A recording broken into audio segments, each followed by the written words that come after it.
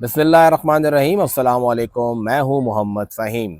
वज़ीर आला खैबर पख्तूनख्वा अली अमीन गंडापुर साहब ने अपने ओहदे का हल्फ लेते ही सबसे पहला हुक्म जो जारी किया था वो ये था कि आप बताइए हमें कि निगरान दौर में कितनी भर्तियाँ हुई हैं, किस किस महकमे में कितनी भर्तियाँ हुई हैं, और ग़ालिबन 1 या 2 हफ़्ते के अंदर ही जवाब मांगा था चीफ़ सेक्रेटरी से।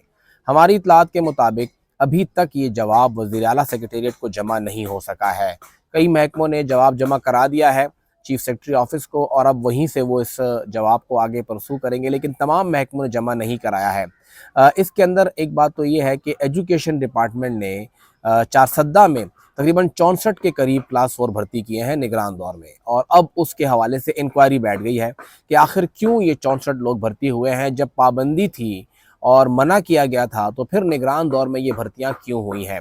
बात सिर्फ एजुकेशन डिपार्टमेंट की नहीं है, एक और डिपार्टमेंट है जिसमें तकरीबन 57 लोग भर्ती किए गए थे और उन लोगों को अभी यक जुम्बश कलम से फारिग कर दिया गया है।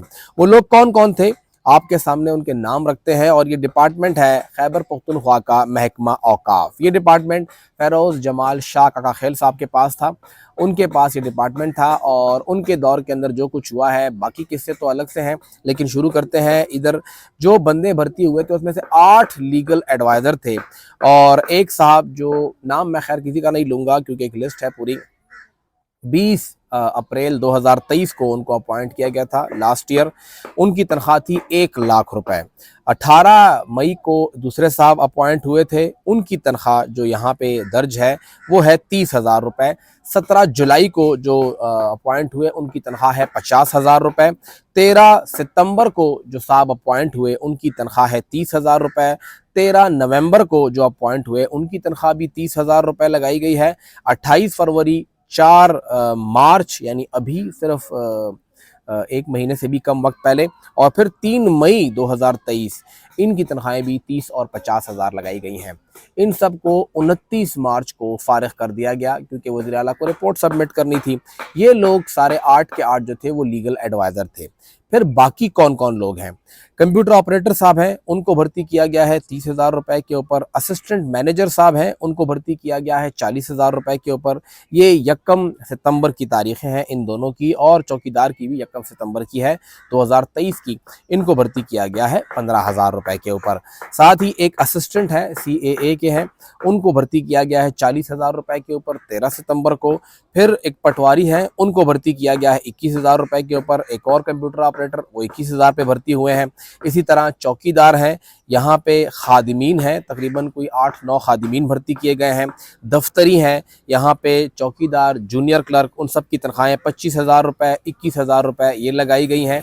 उनके साथ जो इमाम हैं वो भर्ती किए गए हैं, और एक उस्ताद भी भर्ती किया गया है। ये तमाम लोग महकमा औकाफ के अंदर भर्ती किए गए हैं जो कि निगरान दौर के अंदर थे। इन सब की जो भर्ती की तारीख है वो भी मेंशन की गई है, और अब उन्हें फारिग कर दिया गया है।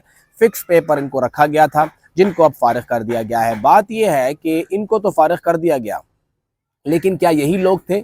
हमारी इत्तलात ये है कि दर्जनों ऐसे मुलाजमीन और भी हैं औकाफ में जिनको भर्ती किया गया है इससे पुरानी तारीखों में, यानी पाकिस्तान तहरीक इंसाफ की हुकूमत का जो दौर था उस दौर के अंदर उनकी डेट लगाई गई है। उनकी जो नॉमिनेशन, उनकी जो अपॉइंटमेंट की डेट थी वो PTI की हुकूमत के टाइम पे लगाई गई है। पुरानी डेट में उनको अपॉइंट किया गया है, और क्योंकि उनकी अपॉइंटमेंट डेट पुरानी है इसलिए उनको अब महकमा औकाफ जो है वो कवर बता रहा है, बचा रहा है उनको। एजुकेशन डिपार्टमेंट के अंदर भी ऐसा हुआ है, लोकल गवर्नमेंट में भी ऐसा हुआ है, और ऐसा ही हेल्थ और एजुकेशन में भी हुआ है कि बहुत से लोगों को पुरानी डेट्स में भर्ती किया गया है। उनका जो तकर्रुरनामा है वो निकाला गया है दिसंबर और नवंबर 2022 की तारीख में, ताकि किसी के ऊपर नाम ना आए, ये कहा जाए कि ये तो जी PTI के दौर में भर्ती हुए थे, तो ये तो वहाँ से भर्ती हुए लोग हैं। अभी तक ये तफसीलात जमा नहीं हो सकी हैं वज़ीर आला के पास। फिर साथ साथ अगर देखा जाए तो बहुत से सेक्रेटरी वही बैठे हुए हैं जिन्होंने ये भर्तियाँ की हुई हैं। अब एक बंदा खुद ही भर्ती करता है, एक मिनिस्टर के कहने पे खुद ही भर्ती करता है, एक वज़ीर आला गवर्नर के कहने पे, और आप उसी को बोलते हैं कि मुझे ज़रा तफसीलात दें कि आपने क्या क्या भर्तियाँ की थी, तो वो कैसे ख़ुद को यहाँ पे फंसाने के लिए तफसीलात फराहम करेगा। इस हवाले से कुछ एक थर्ड पार्टी को इंक्लूड करना बहुत ज़रूरी था, या इस मुतालिक जब आप ये पोस्टिंग ट्रांसफ़र कर लें, चीफ सेक्रेटरी बदल जाए, आपका इंतज़ामी सेक्रेटरी बदल जाए, उन्हें आप ये कहें, नए लोग आएँ कि आप बताएं आपको ये महकमा हवाला हो गया है, آپ سے پہلے اس محکمے کے اندر کس نے کتنی بھرتی کی ہے؟ یہ 57 لوگ جو ابھی خود اس محکمے نے نکال دیے ہیں، ان کو رکھا کیوں تھا اور اب ان کو نکالا کیوں ہے؟ ان سے یہ سوال ہونا چاہیے۔ اگر آپ نے رکھ ہی لیا تھا تو نکال کیوں رہے ہیں؟ اور اگر نکال رہے ہیں تو پھر رکھا کیوں تھا؟ ایسی کیا ضرورت تھی کہ آپ نے ایک بندے کو ابھی 3 مارچ کو بھرتی کیا ہے اور پھر اس کو آپ 29 مارچ کو نکال رہے ہیں؟ کیا ضرورت تھی آپ کو اس کو 26 دنوں کے لیے رکھنے کے لیے؟ تو یہ تمام وہ سوالات ہیں جو کہ اس محکمے سے، اس محکمے کے سیکٹری سے اور اس محکمے کے جو ایڈمنسٹریٹر ہے اس سے کرنے چاہیے کہ آپ کی ذمہ داری تھی کہ آپ نے محکمے کا خیال رکھنا ہے، تحفظ رکھنا ہے، لیکن آپ تو یہاں پہ نگرانوں کو خوش کرنے کے لیے لگے ہوئے تھے۔ وہ نگران تو چلے گئے، وہ نگران دوبارہ آنے کے لیے تگ و دو کر رہے ہیں، لیکن ان لوگوں کا کردار کیا ہے؟ اب یہ سوال ان سرکاری ملازمین سے ہوتا ہے کہ جتنے لوگوں کو تنخواہیں دی گئی ہیں وہ کس بنیاد پہ دی گئی ہیں؟ ایسے بہت سے لوگ بھرتی ہوئے ہیں ان ٹی ایم ایس کے اندر، جو آٹونومس باڈیز ہیں، جو کہ نگرانوں کے کہنے پہ بھرتی ہوئے ہیں۔ ابھی تک ان کے خلاف کوئی کارروائی نہیں ہوئی ہے، کوئی اطلاعات نہیں ہے۔ صوبائی حکومت شاید وہ سوال کر کے بھول گئی ہے کہ آپ بتائیے کتنے لوگ بھرتی ہوئے ہیں۔ تھوڑا وزیر اعلیٰ صاحب کو اس کو پرسو کرنا ہوگا، اور سی ایم صاحب ہی نہیں، ان کے جو وزراء ہیں یہ ان کی ذمہ داری ہے۔ کیبنٹ کے اندر جتنے لوگ بیٹھے ہیں یہ ان کی ذمہ داری ہے کہ اپنے متعلقہ محکمے کے اندر وہ پتہ کریں کہ ان کے محکمے میں ان کے آنے سے پہلے جو وزیر صاحب تھے یا وزیر اعلیٰ صاحب تھے یا گورنر صاحب تھے یا متعلقہ پارٹی کے جو تحصیل چیئرمین تھے، انہوں نے کتنی بھرتیاں کی ہیں، کس کس کو بھرتی کیا ہے، کتنی تنخواہ پہ بھرتی کیا ہے اور کیوں بھرتی کیا ہے، اور اب صورتحال کیا ہے۔